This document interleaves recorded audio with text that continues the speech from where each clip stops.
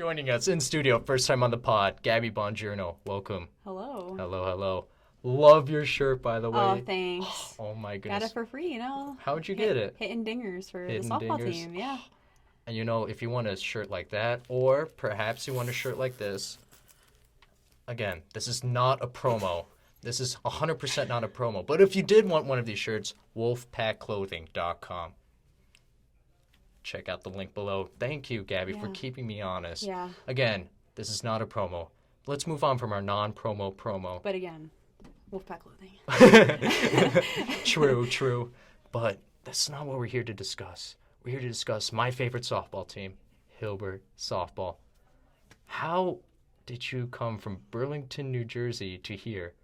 Well, I was at a tournament, and coach was there recruiting someone else, and luckily found me, and I looked up the school, found out I had a very good CJ program, and looked at the record and figured that they could use some help.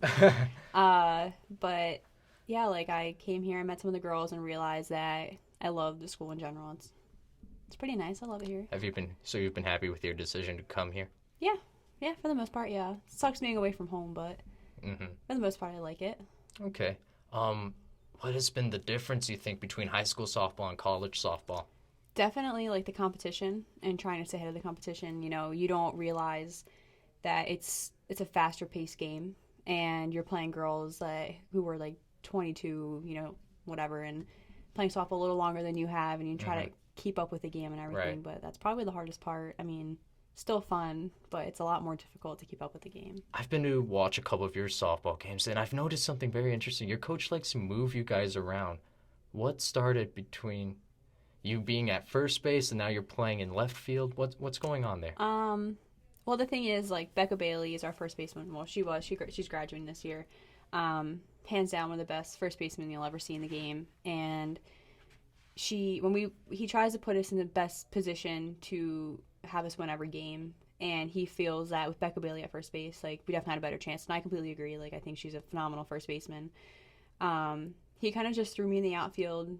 I don't really know what his thought process was with that one, but I told him I wasn't an outfielder, but I did the best that I could. You just do what you do for the team. So coach told me to go pitch. I mean, I would do what I got to do. So he tries to put us in the best position possible to win.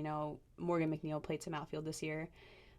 She did a really good job considering that she doesn't really play outfield. Jenna Castricone played some outfield. She did an awesome job being thrown in there. But in general, he just tries to just move us around as much as he can. I don't know if you know, we were very, very, very low on girls this year, so it was kind of difficult. Right. Your team went through a lot of injury struggles this season, and that's saying the least. Yeah. For one, I think the big one was losing Marissa McIntyre early. Yeah, it's a big one. You come here trying to better the team, and then everyone starts getting hurt. Rachel Allen got hurt before the season even started. She dislocated her kneecap, and that was a big hit. It's huge. She's a big part of our team. But when she got better, we were extremely happy. And then we were playing in Altoona, and Marissa got hurt, which was a huge hit. We have Tori as well, but Marissa came out really strong as a freshman. She was killing it. Big hit. And in Myrtle, we faced a lot of injuries. A girl that is no longer with us, she fractured her finger, and I had some nerve issues with my hand and stuff in Myrtle Beach, but you just kind of roll with it and do the best you can. Real quick for our listeners, you say Myrtle and you just throw that out there. You guys went down to Myrtle Beach, South Carolina. Yeah, for spring training. How awesome was that? It's pretty cool. We did really well, a lot better than most people thought we would do. So it was kind of cool to go out there and not break records just yet, but go out there and do a lot better than they have in the past. Do you think it helps your team going down there? Your focus is softball just for that entire week span. I think it definitely does. You're stuck in a hotel with the girls and stuff. It's basically our lives. We go down, we wake up really early in the morning, go to breakfast, and we have downtime, but not as much as people would assume that we have. So we play softball, 2 games a day or whatever. This year we played 12 games, and a lot of teams only played 8. So our days were full of softball, And we got back, sometimes we'd be late, and we would just go and sit in the pool or sit in the hot tub or just like overall relax. But it definitely helped a lot with the bonding. We would have team dinners like every single night, and we all just like hung out and stuff. So it was pretty cool. I don't think people realize a lot of downtime, especially in that atmosphere, is it just recovery, just Yeah. trying to get healthy. Yeah, basically, a lot of us, some girls would go into like jump in the ocean and stuff for Okay. like to cool their bodies down and to help with like the Oh, muscles and stuff. not even for fun? Not No, even not that even part's for for fun? fun, no. Wow. And a lot of us would go and sit in the hot tub just to like relax our muscles and stuff. I don't think a lot of people realize, yeah, softball, we don't run a lot, we don't do that much, but what we do like have to do is like Right. it takes a lot out. Like, Well, it's definitely. a lot of the same repetitive motions, and so those same muscles, they get a lot of wear and tear on Yeah, them. and especially like throwing and stuff. Like I know I have shoulder injuries all the time. Our arms are not made to throw a softball, so definitely takes a lot. Right, so you guys, you started off around 500 at Myrtle, Mhm. and it was looking good, and then you guys went through a slump. What happened? I don't really know. We were killing it, and when we came back, I don't really know what happened. I think we just got way ahead of ourselves. We would go in and we were very confident in ourselves, and we were like, oh well, we can do this, and we can win every game that we think we can. And a good example of that would be Alfred State and like La Roche. We went in there with big heads, and we're like, we can do this. Like we're gonna win both games, and it just showed that we were very cocky going into the game, and we didn't put in as much effort as we needed to. That was definitely a big part of it. Again, injuries, losing Marissa, I can't emphasize that enough. Like that was a huge hit. But she got that fixed, so she'll be back next year. I think you brought up an interesting point, and this speaks to a bigger point for your team. There were 9 games where you guys lost by 2 scores or less. You've already touched on this. Can you speak more? What can you guys do to turn some of those close games into wins for next year?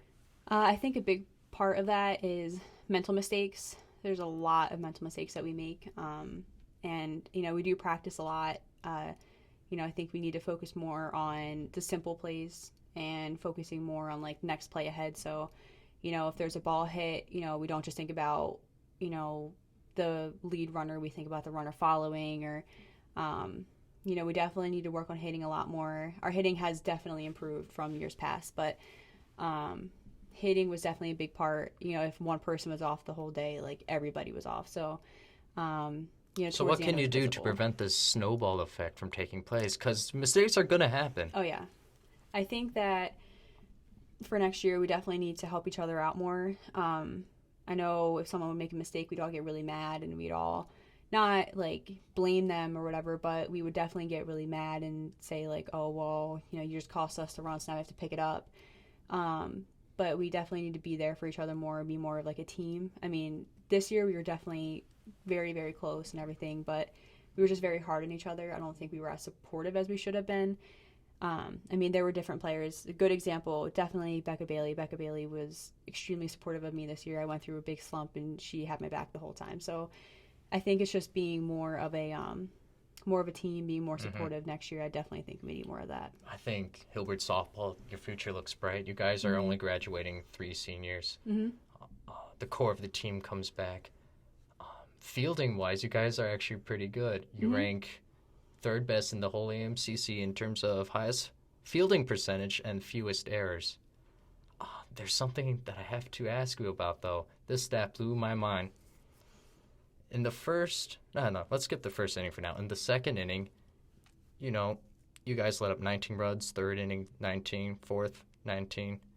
26, and then 20, and then 19 again. So you guys are killing it. That's not too bad.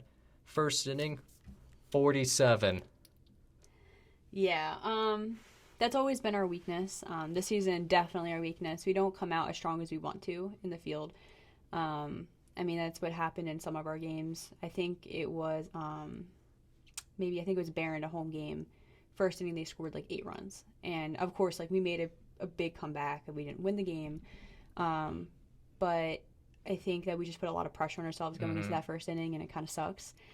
But we definitely need to come out stronger and more confident in what we can do on the field, because we have awesome players. Like Morgan Grosh, she's coming back next year. She's amazing. That girl will sacrifice her entire body for a Right. ball. Hannah Prenevu and, Rachel Allen Morton, like all of us. Like, we just have so much talent, and we just need to be able to put it out in the field with confidence. I think you've shown it too. Innings 2 through 7, it's, I don't know.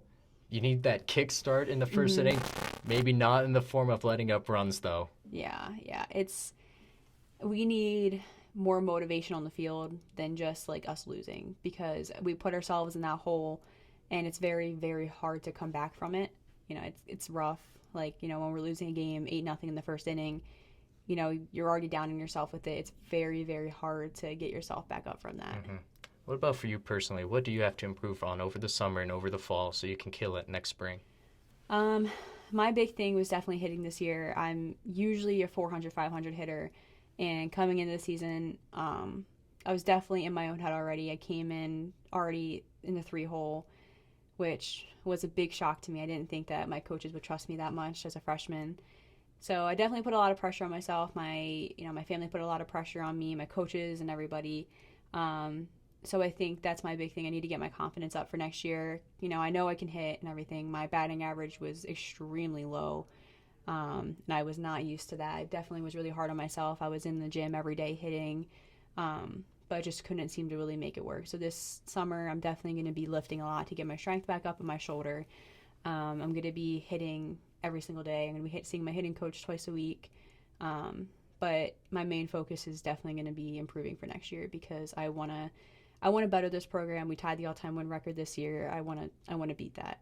I don't think 12 games is enough. Yeah, I think you guys are going to be in a good position to do so. Let's transition. What are you going to miss the most about the seniors that are going to graduate? I'm definitely going to miss Becca and her humor, and yeah, if you know Becca, if you know Becca, if you know Becca, you know. If you know Becca, you know. Anyway. I also I'm gonna miss about Becca is, like, if I was down on myself, she was like one of the first people to come up to me and just grab me by the helmet and say, like, you need to get out of your head. And she pushed me to be like a better player, and she was definitely a core part of this team. She was not a selfish player. She put herself out there to make sure, like, we would get the wins that we needed, and she pushed us to be a better team in general.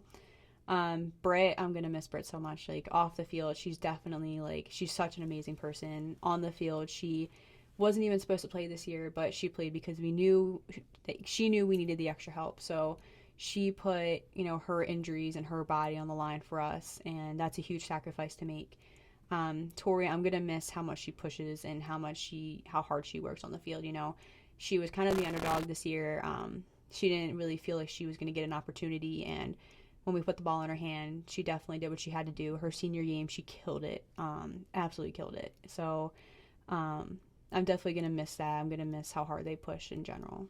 I want to speak to that real quick. Running Wild was there at the game, and it was really awesome to see, really, because it's her last game.